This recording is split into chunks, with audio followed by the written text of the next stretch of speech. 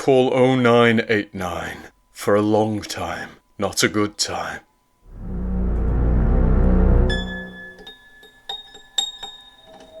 I think that might be the wrong way around, I shouted, smirking.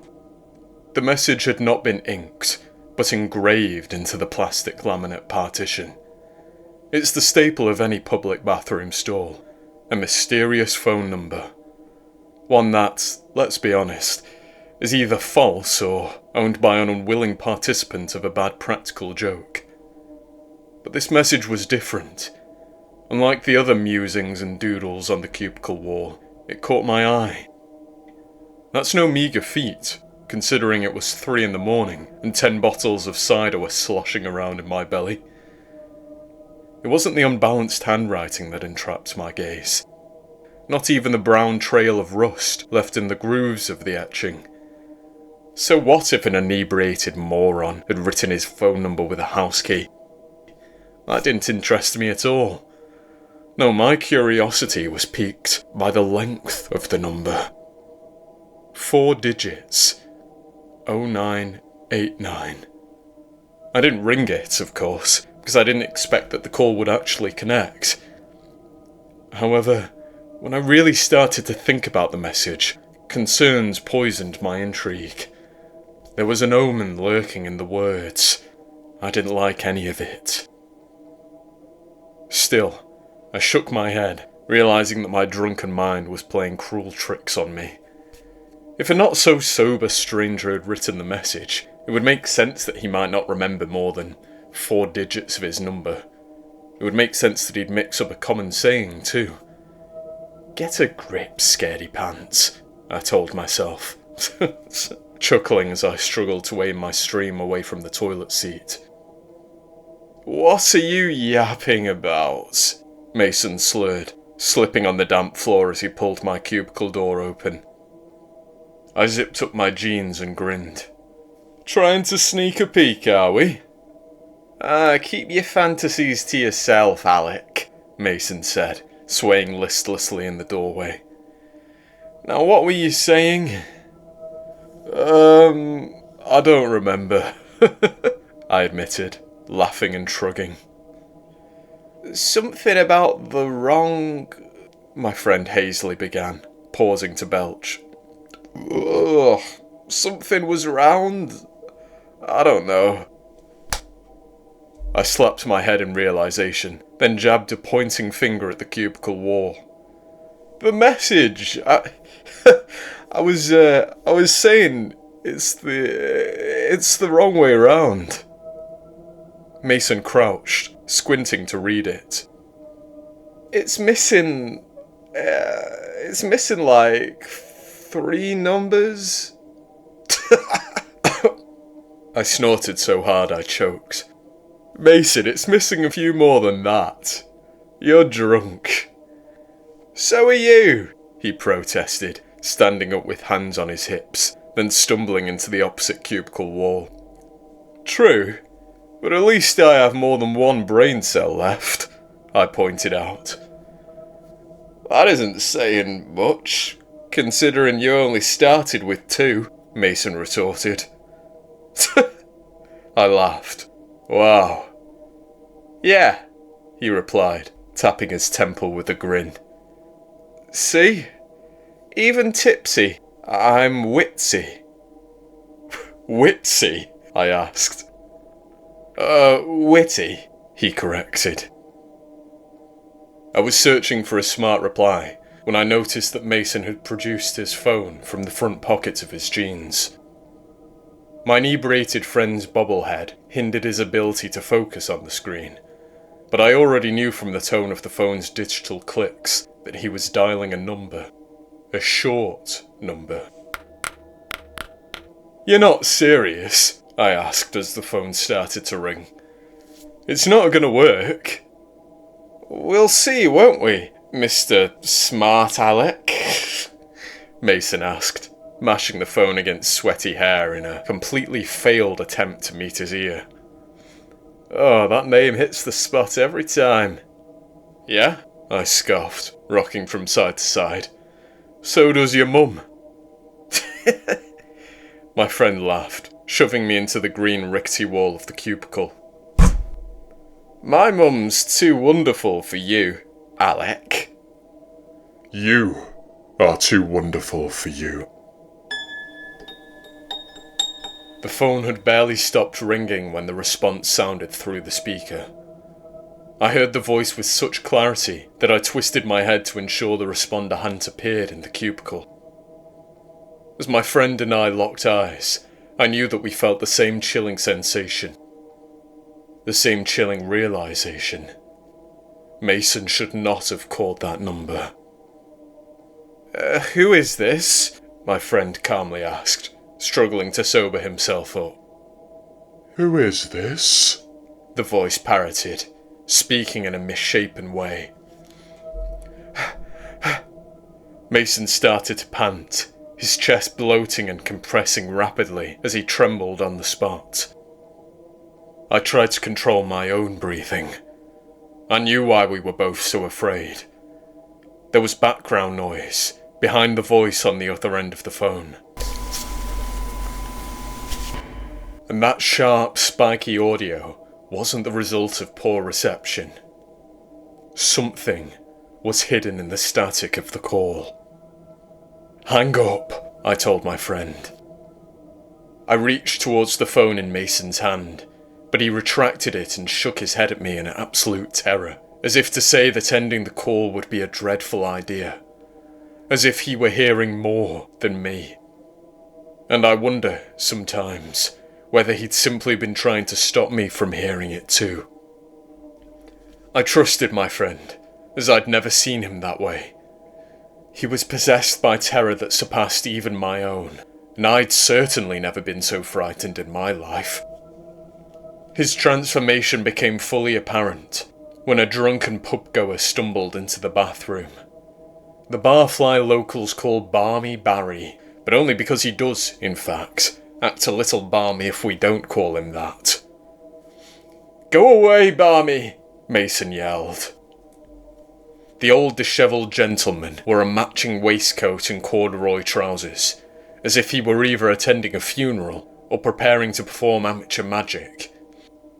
And knowing Barmy Barry, he may well have been doing both. I was actually relieved to see him, relieved to be drawn back into the real world, and forget, for a second, the unsettling nature of the phone call. What are you boys doing in here? The grumbling man mumbled as he walked towards our cubicle. Blow, I joked. You're blowing each other? Barmy Barry gasped. I sighed. No, Barry, never mind. Barmy Barry, he corrected. Just get out of here, my friend icily ordered. Barmy Barry narrowed his eyes. I'm going to tell Michelle that you two are up to no good. I'll be back to check on you if you haven't left in a few minutes. And then I'm taking a piss, okay? Once you've calmed down. Bye, Bazza, I said as the man exited the room. My friend summoned a deep breath. It was only Barry, I said, before gulping. Just hang up the phone. We don't need to keep talking to him. Who is this? The phone voice repeated with that horridly unnatural timbre. Mason ignored me and started to reply. This is Mason, the voice interrupted, answering its own question. The two of us quaked in the bathroom stall. Nobody had revealed my friend's name. Not me, not Barmy Barry. Yet this mysterious voice knew. I pleaded with silent eyes for Mason to hang up the phone. To my surprise, in spite of the unwilling look on his face, my friend nodded. But as he started to lower the device from his ear, the voice on the other end spoke again. Why are you listening to Alec? Don't you want to enjoy a long time? It whispered. Before either of us responded to the voice, the door to the bathroom stall swung closed. sweeping my friend out of the cubicle with unholy force. "Mason!" I bellowed, instantly grabbing the handle. Something was wrong. I sensed it before I'd even opened the door. Sensed, somehow, that I would be facing a new land when I stepped outside. I was both right and wrong. The grimy, stained, neglected bathroom still stood before me, but its pieces had been scrambled. Ahead was a familiar set of sinks, but the row stretched much farther than before, much like the line of cubicles beside me. And when I twisted to face what should have been the room's far end, I found only a long tunnel. The two walls, lined with sinks and stalls, were no longer straight and finite. They curved sharply to the right, and whatever lay around the corner was just out of sight. "Alec!" a familiar voice called, echoing through the infinite room. My chest tightened. "Mason?" I replied, voice cracking as it barreled down the tiled chamber ahead. There did not come a second response from my friend. However, a few seconds later, the sound of a shutting door travelled down the tunnel towards me, seemingly carried by a far-off breeze. It became clear that I wouldn't find the bathroom's end once I rounded the corner. A thought confirmed when I finally took ginger steps out of the cubicle, skidding slightly in the same mystery puddle that had nearly claimed my friend. And after following the curving tunnel for only a few steps, I saw that I was correct. The bathroom continued ceaselessly. The two side walls did not meet an end wall. I did not see an exit beside the last cubicle on the right, for there seemed to be no last cubicle on the right. All that awaited was a never-ending passageway of sinks and stalls. I didn't want to follow the bend. I had a feeling that I should wait in the first cubicle for the nightmare to pass. But I knew, if I were to do that, I would be turning my back on Mason. As I walked farther and farther from the faux safety I'd felt in the initial cubicle, I tried to focus on my trainers clapping against damp tiles. But the persistent echoes of distant noises drowned each step, no matter how heavily I walked. Far-flung faucets gushed. Poorly oiled stall hinges groaned. Doors locked and unlocked. Every sound typical of a public bathroom, which would have been banal in any other circumstance, seemed to excavate a fresh layer of fear from the pit of my stomach. I held my sanity together with duct tape and faith. Faith that I would find my friend. Faith that we would escape. It was when a not-so-distant sound emerged that I finally unravelled. Only 3 or 4 cubicles ahead. A stall door closed, but not before I had a chance to scream at the sight of translucent fingers gripping the plastic. The invisible skin revealed cobwebs of arteries beneath the flesh, and the green of the door on the other side. Each finger unwrapped from the edge of the door, one by one, before it closed. I shivered on the spot, fully prepared to turn on my heel and run back to the starting cubicle. But I was close to finding Mason. Not that I had a sixth sense. It was more that something in the never-ending bathroom, likely the voice behind 0989, had shown me the way. I pressed forwards, being sure to keep my eyes ahead and avoid the cubicle that housed the translucent creature. But I felt something peeking through the gap alongside the door hinge. Felt eyes upon me as I passed the occupied stall. Eyes, or something worse. I only know that its gaze was tangible. A look that punctured my flesh and injected my body with a chill that froze the very tears forming in my eyes.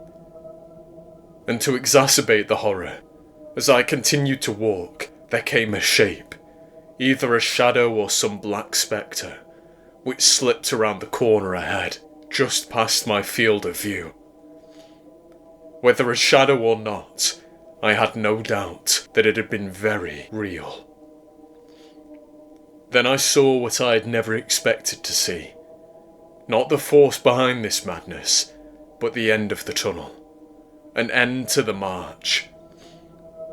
The far bathroom wall loomed ahead, and given that I finally saw the last cubicle on the right, I prayed that the exit would stand just beyond it. But what mostly caught my attention was the man facing the exit. The man with a phone pressed to his ear. "Mason?" I whispered. A dissonant melody, played by what sounded like a violin submerged in water, sounded from the device in my friend's shaking hand. But what frightened me more was that Mason looked different. His stubble had flourished into a beard. In the revealing glow of the room's fluorescent light, there even seemed to be wisps of white in there. The same was true of the matted hair on his head. My friend was older. Impossibly older. "It's an illusion," I told myself. "Has to be." "I'm on hold," Mason quietly told me, continuing to face the closed exit ahead. "Any year now. He'll answer. You watch, Alec. You watch." "Yeah?" I fearfully wondered.